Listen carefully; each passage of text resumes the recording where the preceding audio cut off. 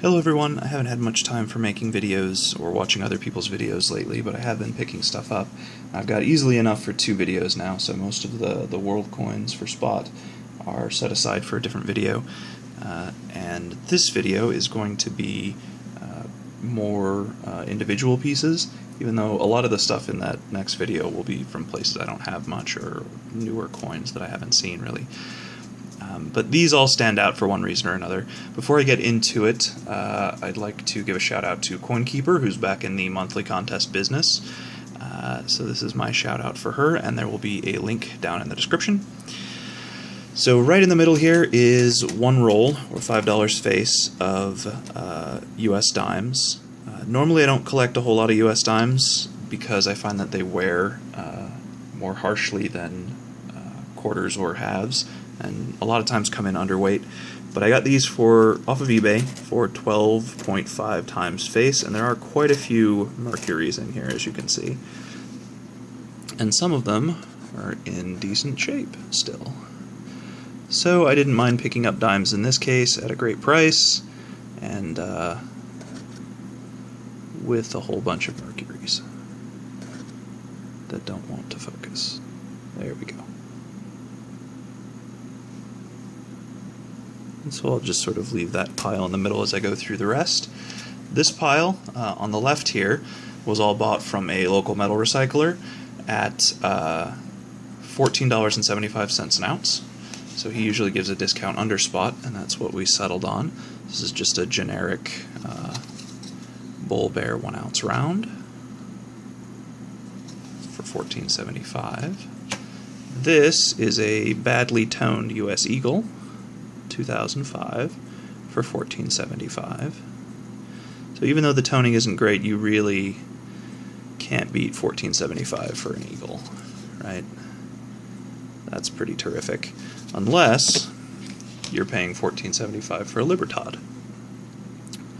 And this stuff is some kind of ink or something. It doesn't come off with a light rubbing. I didn't try too hard to get it off, but again, $14.75 for a Mexican Libertad, which is quite a good price. And it's not a rare date or anything, it's 2013, but if it was 2014 it'd be even better. This was a little more expensive. I got it for 16 bucks, but 16 bucks for a Morgan is pretty terrific, even if it as well has some not the most attractive toning, but still pretty great there. This was somebody's anniversary gift, an ounce of silver. I'm not going to flip it over because it has names and dates and things on it. But again, $14.75 for this little 1 ounce bar. And then the single heaviest piece I own, certainly not the most expensive, but as far as pure silver weight goes, this is the heaviest individual piece, a 10 ounce Royal Canadian Mint bar. And it does have some dings and dents and things, but it weighs in just right. We both weighed it, he and I, and $14.75 per ounce. So while I don't collect a lot of bars, I really just couldn't pass up on that price.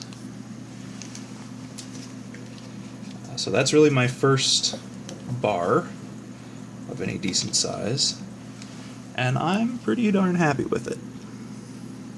This next little pile, the top 3 aren't actually silver. They just came in like a little sort of random bag, but they are kind of nice. I like them. There were a lot of things in the bag, and these ones were the ones that were worth taking out and putting in a 2x2, in my opinion, because they're in pretty good shape. I won't spend too much time on them.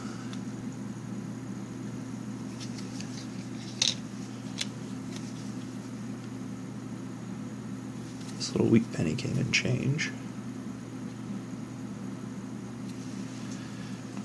And then these next ones I did pay over Spot for, because they were in fairly nice condition. This one from Saudi Arabia.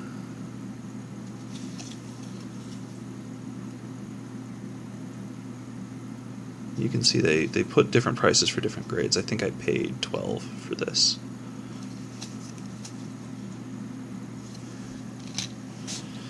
This one they didn't really know what it was. To give you kind of a comparison, we know it's Egyptian. We know it's not gold, which was the thing that looked the most like it in the World Coin Book. It is roughly the same size as a dime, maybe a little bit bigger around.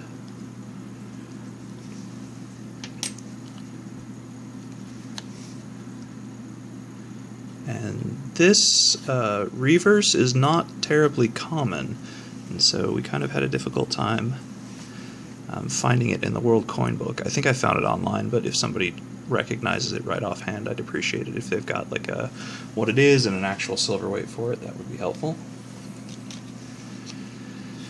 This Peruvian coin is kind of small, but I am going to zoom in on it. A lot of the South American coins have really neat details, ferns and feathers and birds and things. So hopefully I can get a good focus on this one. And it's rather pretty.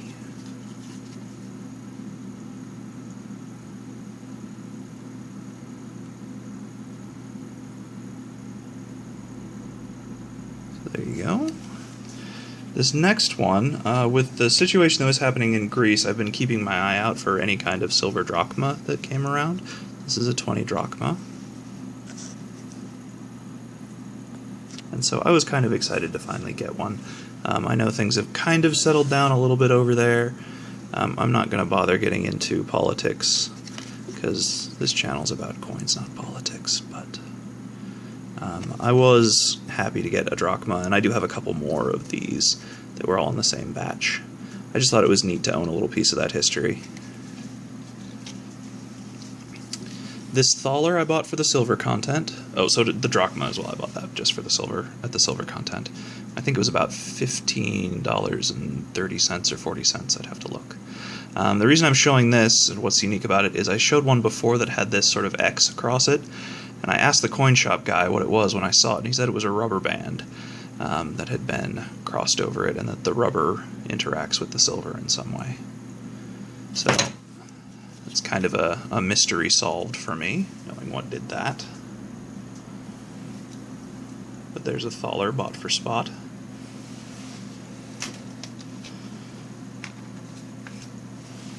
Some free stuff.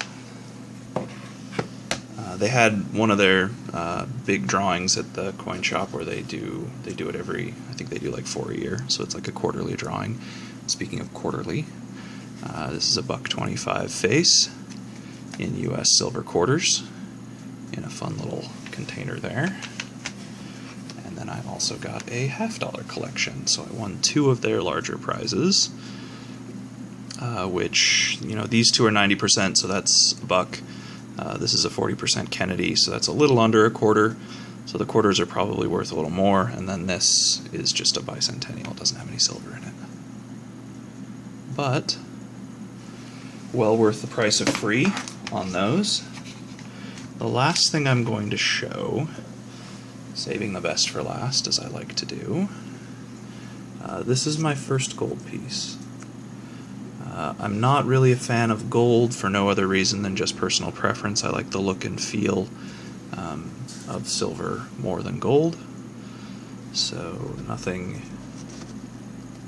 you know, no reason why I think someone wouldn't be able to land on a different side. But this is an actual coin, which I like very much. Coins from all over of all types.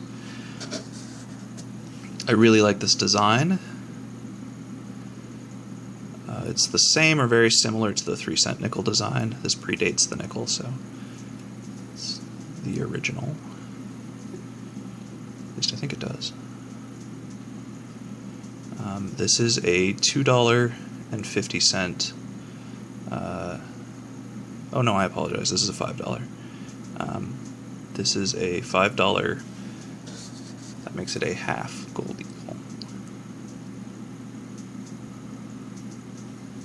And I've had a couple different coin shop guys look at it, and they both agreed that it was either very high AU, so like an AU 58, or a maybe an uncirculated if I got really lucky. And so I saw this on Call Silver's channel. He showed off one of these, and I was kind of at that point had to have one of my own. This is the last thing I'm showing. Like I said, I've got another video lined up. I probably won't get to it at least until sometime this weekend, but I hope you've enjoyed the show. I'm not planning to pick up a whole lot more gold, although I might sort of keep my eyes open for a $10 or a $20 one of these. But that's all I have to say. Have a good night, everybody.